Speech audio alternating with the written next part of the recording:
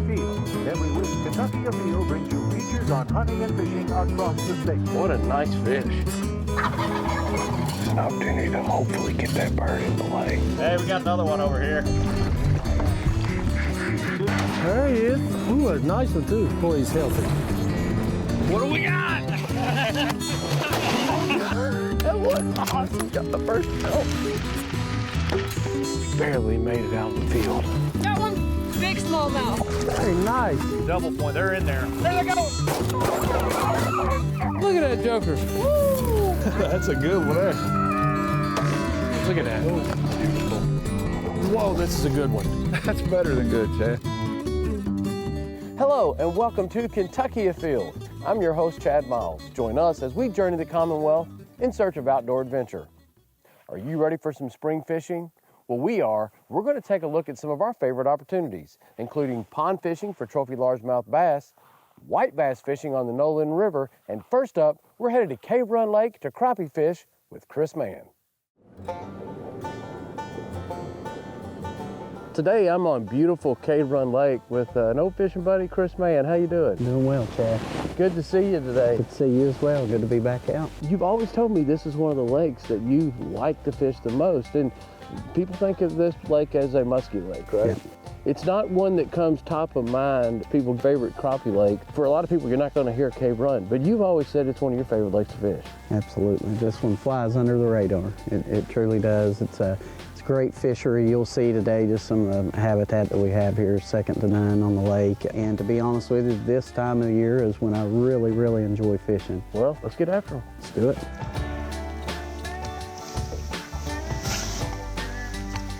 That's about a 10-inch crappie right there. We'll see if we can prove this. He may be a little bit bigger.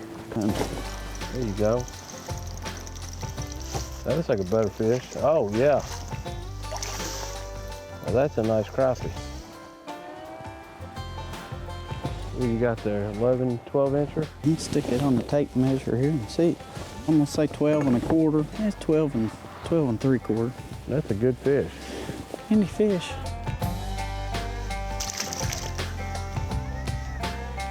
That's a giant there. You got it. That's a dandy. Looks like a really big fish. Yes, oh, sir. Look at that.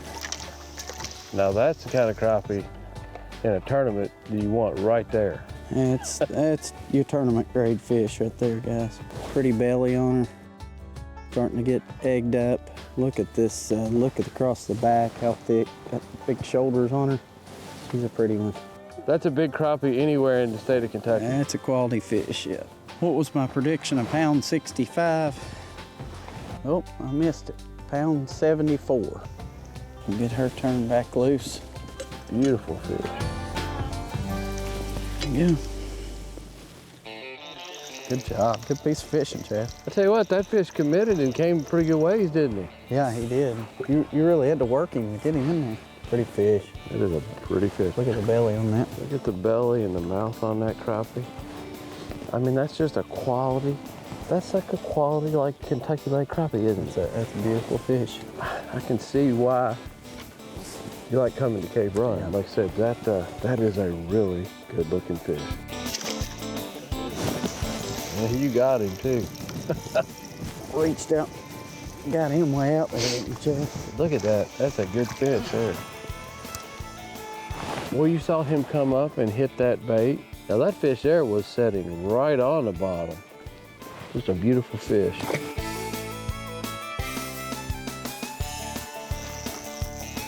That is so cool watching that happen. Another quality fish. Nice crappie. Not quite to the size that your last few, but still we're looking at, you know, that tells you what kind of fish that we're targeting. When you pull up a crappie like that that's probably 12.5 inches and you go, well, it's a little smaller than we've been catching. Yeah, that's a good day on the water. That's a pretty good day. Big old eyes sitting right on top of their head. That's why I tell you what, we try to, when you can tell where you're at compared to the lure compared to this fish in the water column. Like you don't want to be down here, look where their eyes are at. So I make sure when I'm pulling that bait, I'm trying to keep that bait either mouth and higher up in this angle. You get down here, they just can't see it. that fish would have to turn complete nose down to see that bait. So I try to keep that bait right above it. And Chris has told me today that keeping that bait at a real slow retrieve is a really good way to entice that strike, even in this cold water. Uh-oh. Uh-oh, I'm gonna have to hold this up, Chad. Oh no. Little comparison here. Yeah, Those are good table fare. That's a 9 3/4 inch fish. Oh yeah. And a lot of people like to keep those, and that's the ones I suggest you keep. Yeah. And let that big baby go back and produce some more big ones, and that's the way to go.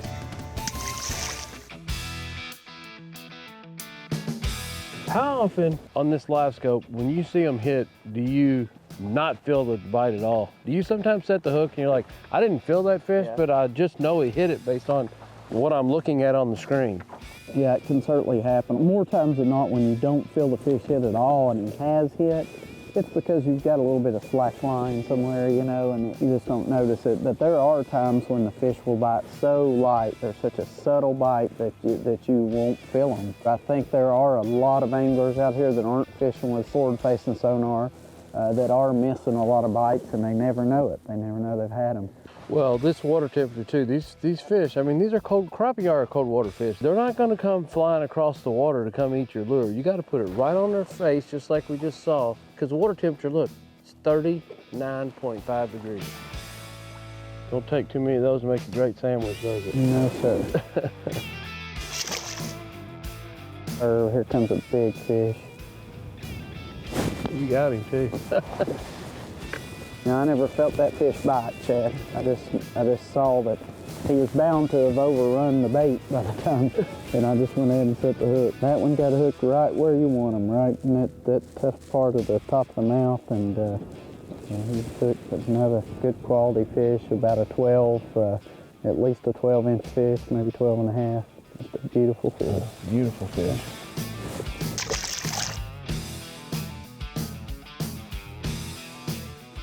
Oh.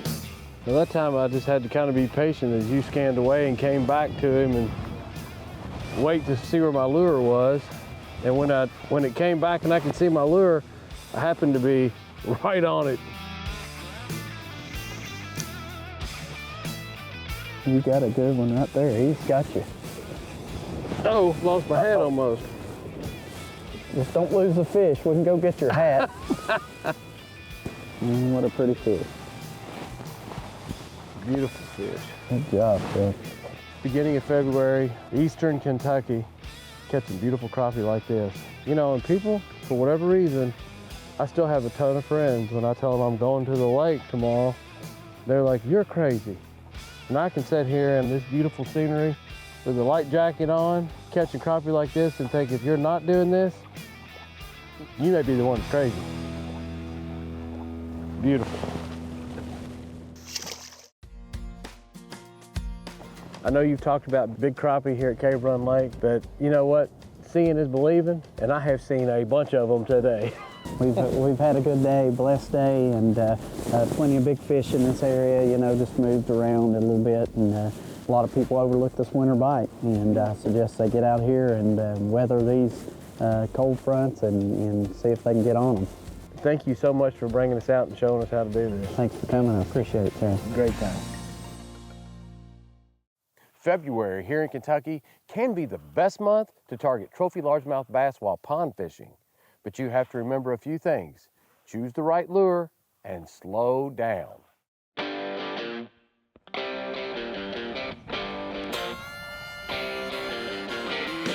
Feel that sunshine. It feels like it is the middle of the summer. But don't let it fool you. It's actually right in that time frame, into February, beginning of March. But I'll tell you what, if you're a largemouth bass fisherman, this is probably the best time of year to target a trophy fish. Now, I happen to be at a time where I've had 2 or 3 days where weather has been in the 60s. This is uncommonly warm. We've got a couple of really nice days. Today is day 3. Weather's gonna be almost 70 degrees today. This is perfect. Day 2 or 3, warm conditions, a lot of sun. Man, you get out to your local pond, this is when you catch a big fish. It's not about catching 10, 20, 30 fish today. It's about catching 1 or 2 big fish. That's the goal.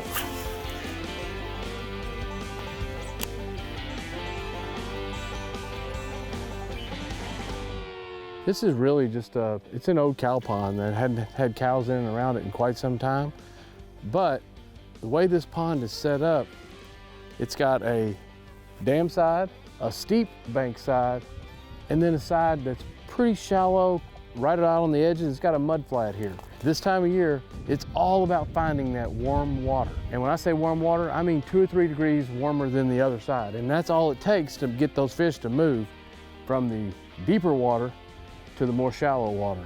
This is also the north shore. So what that means is as the sun travels, this side is never shaded. It's getting full sun all day long. So we got a south wind blowing that air in this way. Everything is set up perfectly for this side to be a couple degrees warmer and hopefully holding those big fish.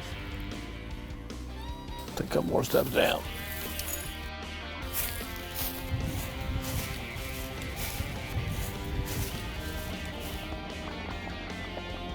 There's fish that took off right there, look. Wow. Look at these mud plumes that come out. Those are largemouth? Those are big ones. Those are big fish, whatever took off right there. Uh-oh.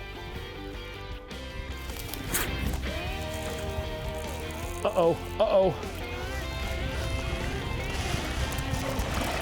I don't know what this is, but if it's a largemouth, it's a really, really good one. And I believe it is.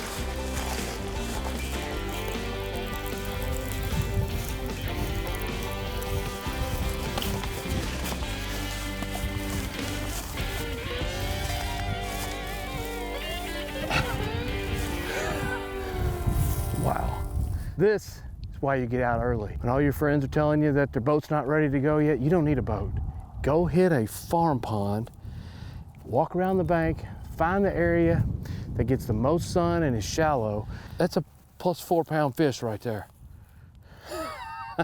Now, yeah, it's not the largest bass in the world, but I tell you what, that is a good, healthy, respectable bass right there, probably about a 4 pounder.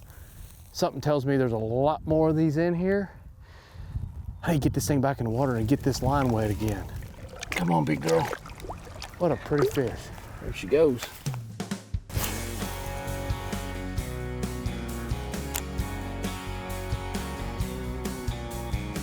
Wind is blowing right here. Everything I know about fishing tells me they should be right here. Shallow, north bank, wind blown. There are thousands and thousands and tens of thousands of ponds just like this across the state of Kentucky. And I'll tell you what, for early season fishing, this is where it starts. This is just a little Cinco, and I literally have it with no weight, 0 weight whatsoever. Get their lips on one of these Cincos, they can't turn it down. The bait that looks like nothing, but works.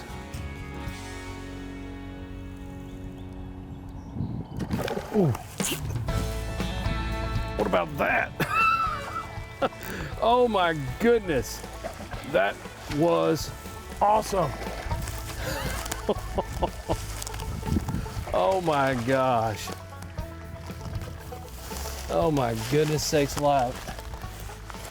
That bass, I kept getting less and less weight because I'm getting a bunch of moss, and I'd pick that Cinco up and I'd let it drift. And I actually went down size in Cinco. I like throwing bigger baits this time of year to try to attract the bigger fish. I went down in weight, or took the weight completely off and went down in size, and I picked that bait up right around these little dark spots, and it came up and looked at it, and I saw the fish. And when it sucked that bait in, it was gone. It was gone. That's about another 4 pounder or so. Like I said, it's not a numbers game this time of year. It is really about taking a chance at catching the big fish. You gotta be patient. You gotta move that lure very, very slow. If you wanna catch big fish, get started early. And you may have to adjust your weight and your presentation, but man, how exciting can it be? Hey, that's 2 fish. I'd say both of them are 4 pound solid fish. Can't beat it, a lot of fun.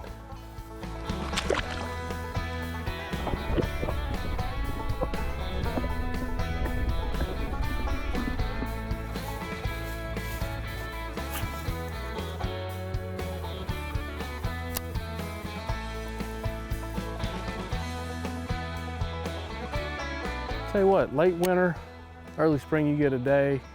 Super nice, especially 2 or 3 in a row. Be the first one out. Social media gets covered up with really big, large bass in February and March, and that's because that's the easiest time to catch a big fish. Now, it's not a good time to go catch 20, 30, 40 bass, but if you'll slow down, you may have to work with your weight and presentation. Oh, there he is. Oh, this is another good fish here. This is the time of year that you can go out and catch your personal best largemouth bass. I'll tell you what, some of the largest fish I've ever caught have been in that February and March time frame. Lo and behold, these are the type of fish that are biting them today. It's a great time of year to catch your personal best.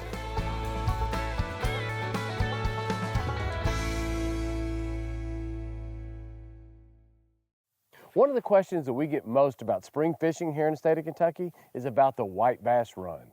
People always want to know, when should we start fishing? And what I'll tell you is when the action on the hardwood heats up here in Kentucky, the white bass fishing does too.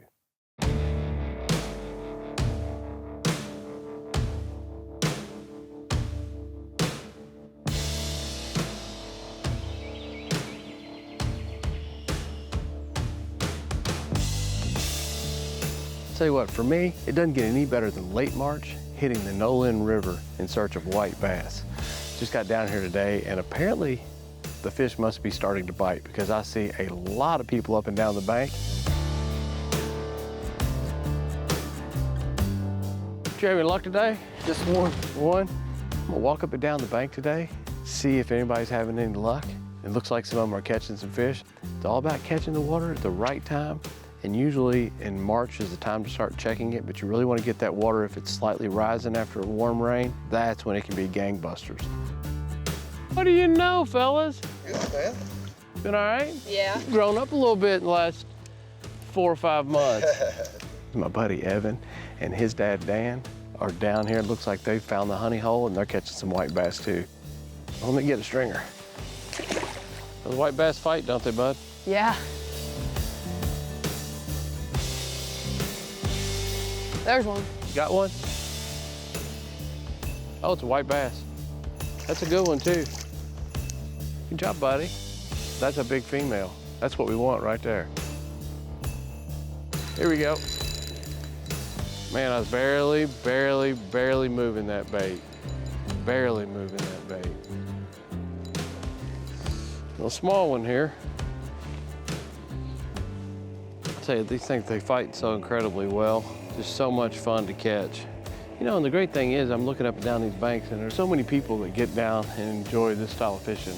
You can go on a boat, and you got some guys here doing that, but also just grab you a couple of little lures. Really, anything you can catch a crappie on, you can catch a white bass on. Either spinners, hair jigs, and when the water gets stained like this, I like throwing something with some pink or something with some chartreuse.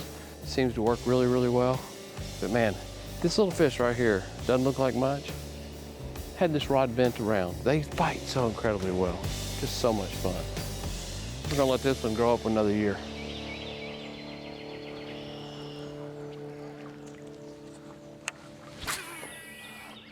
Evan is the same young man that got a house right down from my place on Nolin Lake, and picked him up last year for a surprise fishing trip. White bass, that's what we've been looking for. Nice job, buddy. You been catching big fish? Yeah. You can't beat that.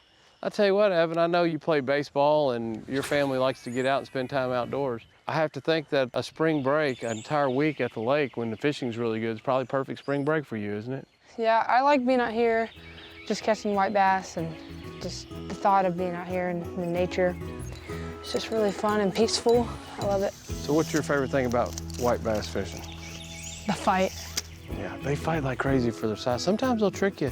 You'll be fighting the thing to the bank and you'll be like, oh my gosh, this thing is huge. And you get it in, you're like, that is what was pulling my line that hard? That fish ain't 6 inches long. They're fun to fight. You like eating them? I love eating.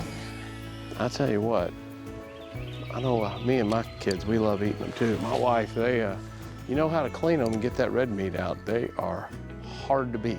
They're fantastic to eat. That's right. I love them. You know, I know that you have a boat and you fish from a boat quite a bit.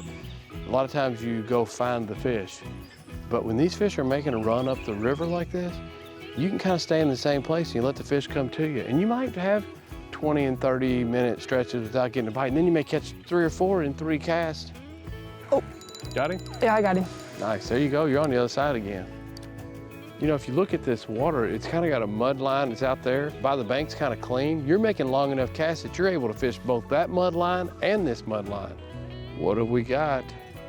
Seems pretty nice. It's a pull and drag. Another beautiful white bass. Nice job, buddy. Thank you. That's a pretty good one. Dan, you know, you and I have spoke before about catching these white bass. I always said that March and April down here on the river was really the best time to catch them. Yeah, I'm glad you told me about this, and I'm glad it worked out. We could be down here at the same time and catch some fish together. Yeah, you know, you and I get to hang out a lot in the summertime, and then, you know, you got a house right down the road from us. We became lake time friends, but March is kind of the time I don't get to spend a whole lot of time in the lake, so this is bonus days for us to kind of get out here and do this and to catch fish. Yeah, it's a bonus. The weather's beautiful and the fish are biting, so that's where we want to be.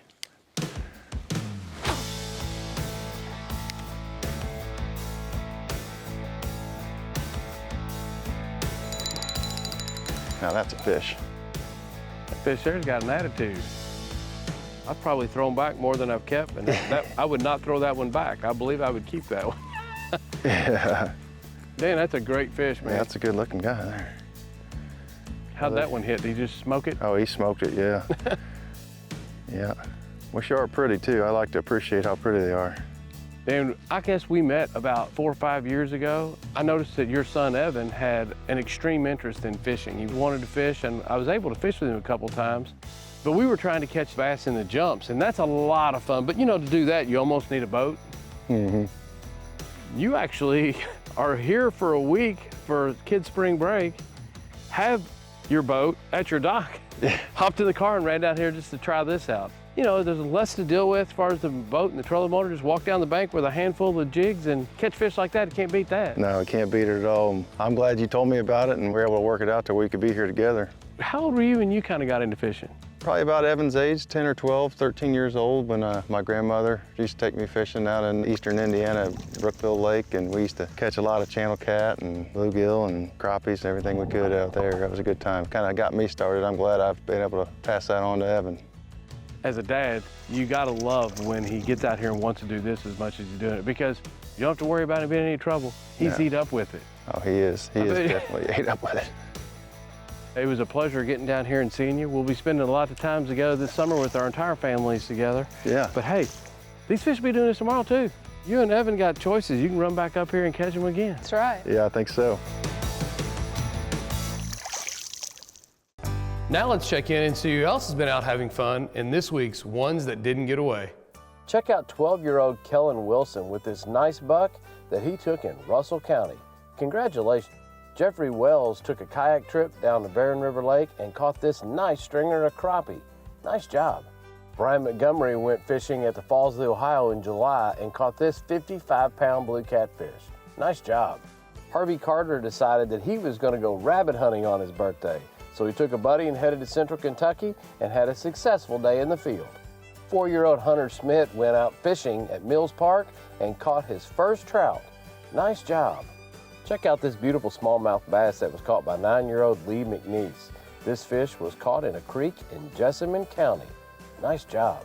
Tyler Vogler and his son Virgil got these 3 nice rabbits while running with their dogs Addie, Belle, Sue, and Wooly. This was the last day of the season. What a day. Do you have more questions about spring fishing here in Kentucky? Well, you're in luck, because our annual Spring Fishing Call-In Show is coming up. It's on February the 17th at 7 o'clock on YouTube, Facebook, or fw.ky.gov. And remember, hunting and fishing on private property is a privilege. Always ask permission and thank the landowner. Until next week, I'm your host, Chad Miles, and I hope to see you in the woods or on the water. Did you know that Kentucky is home to the largest elk herd in the eastern U.S., with an elk zone twice the size of Yellowstone National Park? Look how big that animal is. I mean, this is just amazing. And we enjoy one of the most diverse fisheries in the country. Just ask Christine. Very nice. And by the way, Kentucky is known for being one of the top 5 states for trophy whitetails each year. Additionally, more than 100,000 Kentuckians have benefited from our conservation education programs like the Salado Wildlife Education Center, summer conservation camps, Good job. and our Learn to Hunt and Fish classes. Or did you know about the 1.6 million acres open to the public? These are just a few things that Kentucky's Department of Fish and Wildlife have helped preserve. This is one of several we have on the Kentucky River. She's got plenty of room in that nest for chicks. Who pays for conservation in Kentucky? Well, since the department receives no general fund state tax dollars, we rely on the sportsmen and women of the Commonwealth. He's been waiting years for that. So, if you enjoy Kentucky's resources, help us manage them by purchasing a hunting or fishing license today. You can do so by visiting fw.ky.gov.